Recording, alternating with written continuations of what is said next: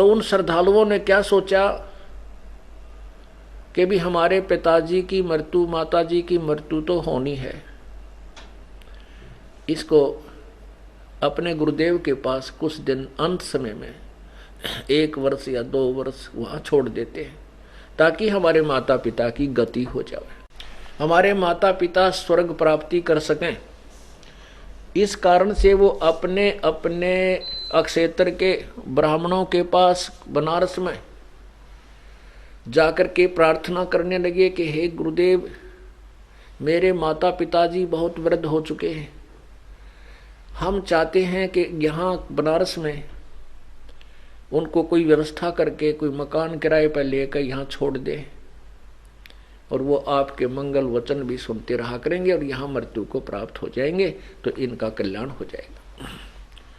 तो उन ब्राह्मण लोगों ने सोचा, भाई क्यों ना हम इनको स्वयं ही अपने घर पर रख लिया, उनका जो महीने का पैसा होगा वो भी हमें मिलेगा और ये मौज हो जाएगी। तो ऐसी व्यवस्था सेठ लोग ही कर सकते हैं। निर्धन व्यक्ति तो बहुत ही कम ध्यान देता है इस तरफ, क्योंकि उसके पास इतना जुगाड़ नहीं होता। फिर भी कुछ दिनों तक तो मामला ठीक चला। उन ब्राह्मणों ने, उन नकली गुरुओं ने कहा कि बच्चा तुम हमारे पास ही छोड़ दो, हम यहाँ रख लेंगे और जो देना हो दे देना हमारे को। तो कौन ना दे अपने माता पिता के लिए खर्चा, वो पैसे उनको देने लगे, उनकी मौज होगी। कुछ दिनों में ऐसी ऐसी रिवाज पड़ी, ऐसी जो है ना एक सब पूरे हिंदू समाज में एक ऐसी धारणा बन गई, अपने अपने माता पिता को अपने अपने गुरुओं ब्राह्मणों के पास छोड़ने लाएंगे। और बनारस काशी के अंदर उन गुरुओं के घर में जगह कौन रही। उन नकली कसाईयों ने के स्कीम बनाई, सब ने मीटिंग करी कि यूँ तो भाई बुढ़ापा तो बड़ी टेढ़ा काम होता है, बीमार हो जाए, कदे खांसी होगी, कदे नमूनिया हो गया, उड़े थूके वही टट्टी पेशाब करें। जब तो उन लालचिया ने पैसे के लालच में वह बला मोल ले ली। फिर उन्हें सोची है तो बहुत बात बिगड़ गई। अब बुढ़ा आदमी तो घर में बड़ी मुश्किल से उसकी सेवा हो पाती है, और उन नरे बुढ़े इकट्ठे कर लिए लालच में। तो उन्होंने स्कीम बनाई कि एक काम करें, श्रद्धालुओं की श्रद्धा का, ब्लाइंड फेथ का, अंधविश्वास का फायदा उठाया, क्योंकि भगवान की प्राप्ति में अंधविश्वास चलता है। अंधविश्वास माने ब्लाइंड फेथ, अटूट विश्वास अपने गुरुदेव के वचन और क्रिया पर, तभी भक्ति कर सकेंगे। आपके मन में शंका रहती रहेगी तो भक्ति नहीं कर सकोगे। आज भी वही है। अब आपको ज्ञान बताया जा रहा है, ज्ञान के बाद आप कति निरसंशय हो जाओगे। फिर आपने एक एक वचन पर इस दास के पर विश्वास, ब्लाइंड फेथ करना चाहिए, तब आप आगे बढ़ पाओगे। ऐसा ही है। लेकिन उन्होंने इस नियम का नाजायज फायदा उठाया, मिसयूज किया। उन्होंने स्कीम बना ली सारे ब्राह्मणों ने। अब ब्राह्मण तो नहीं कह सकते वो उन गुरुओं को, क्योंकि ब्राह्मणी से काम नहीं कर सकता, वो तो लालची लोग थे, डफरमैन जिनको कह सकते, नालायक। उन्होंने क्या स्कीम बनाई कि एक गंगा के किनारे एक ऐसा एक ऐसा वो बनाया गुफा सी, और उसमें गंगा के बिल्कुल जल के साथ ही, साथ वाली पैड़ी बिल्कुल गंगा जल चल रहा है, उसमें एक गुफा बनाई, और उस गुफा में एक करौंत लगा दिया जो लकड़ी काटने का हाथ से, आपने देखा होगा, 8, 9, 10 फुट लंबा, और लंबे लंबे उसके दांत रेसे हुआ कर, फिर एक जना इधर बैठ जाए, एक जना उधर बैठ के, और लकड़ी काटते हैं नो, पूरे मोटे किक्कर के पेड़ को भी काट डालते हैं उससे। वो करौंत कहलाता है, लोहे का। वो क्या किया कि ऐसे आर्च टाइप बना दिया वो मकान ऐसे, और उसमें ऊपर उस क्रोध को छुपा दिया। उसके दोनों हैंडलों को लंबे रस्से बांध के अंडरग्राउंड पाइप गाल के ले गए, और दूर कंट्रोलर बना दिए। ऐसे 100 फुट की दूरी पर झाड़बो जिड़ा में। तो उन्होंने क्या स्कीम बनाई, एक और भ्रमणा फैला दी बाई, जिनको जल्दी स्वर्ग जाना है, परमात्मा की तरफ से एक क्रोंत आता है और वो क्रोंत गर्दन काट देता है। गर्दन काट देने से वो सीधा स्वर्ग चला जाता है। अब वो बूढ़े बुजुर्ग भी बड़े दुखी हो लेते हैं बुढ़ापे में, और परमात्मा के लिए शीश तो बहुत सिंपल सा, क्योंकि शरीर अंत आ गया, शरीर शीश तो जाना ही है।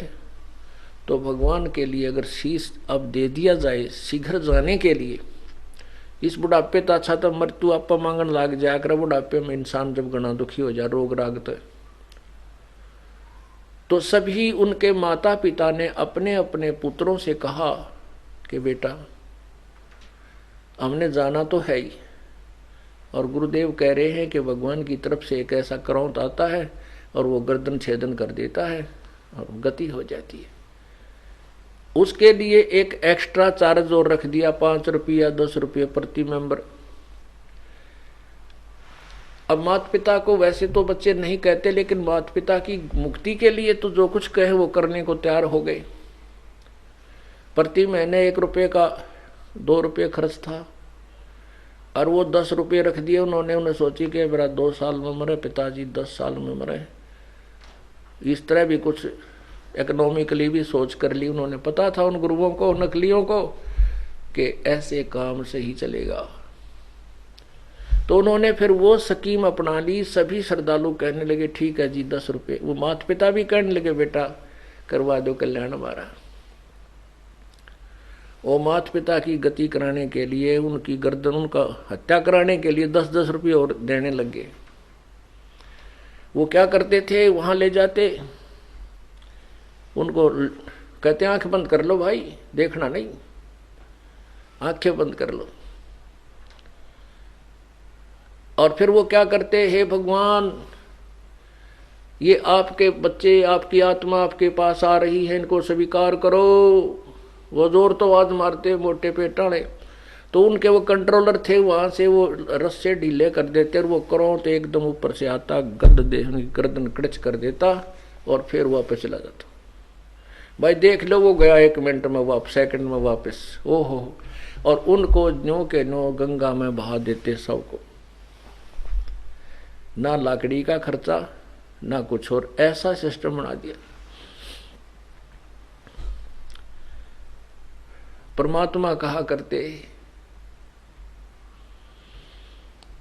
कि भाई सत भक्ति करने वाला चाहे मगहर मरो चाहे बनारस मरो, वो अपने इष्ट धाम को जाएगा जिसकी वो पूजा करता है। और जो सच्ची, जो तुम ड्रामाबाजी कर रहे हो, साधना ठीक करते नहीं हो, तो ऐसे व्यक्ति चाहे मगहर मरे चाहे काशी, वो नरक में ही जाते हैं, वो गधे ही बनते हैं, उनका मोक्ष नहीं हो सकता। परमात्मा ने कहा कि हे मूर्खो, तुम इन भोली आत्माओं को बर्बाद मत करो। परमात्मा ने कहा कि मैं मगहर में प्राण त्यागूंगा, डंडोरा पिटवा दिया। और भाई देखना मैं स्वर्ग जाऊंगा या स्वर्ग से भी आगे जाऊंगा, मैं स्वर्ग से भी आगे जाऊंगा। और उनको कह दिया कि अपने गुरुओं को कह दे, पत्थरी अपने सारे जंतर मंतर, वो जन्म पत्रियां और वो सारे पत्थरी पोते वो सब लेकर आ जाए, अपने ला लेंगे अटकल में किस मुहूर्त में कहाँ जाया करता और मैं कहाँ जा रहा हूँ। परमात्मा जब परमात्मा लीला में शरीर में 120 वर्ष का शरीर दिखा रहे थे, 120 वर्ष की आयु में अपना पूरा तत्व ज्ञान समझा के अपने गवाह बना के कि मैं परमात्मा हूँ, तब उन्होंने यहाँ से प्रस्थान करना चाहा और जाते समय भी सब भ्रम निवारण करना चाहते थे कि मैं भगवान हूँ, मैं परमात्मा हूँ, सारी सृष्टि का रचनहार हूँ, स्वयंभू हूँ, परिभू हूँ। तो वहां से चल पड़े। उनके साथ मुसलमान भी, हिंदू भी। और बहुत सारे दर्शक वहां से का बनारस से चल पड़े। वहां से पैदल चले वो 3 दिन में काशी से मगहर पहुंचे।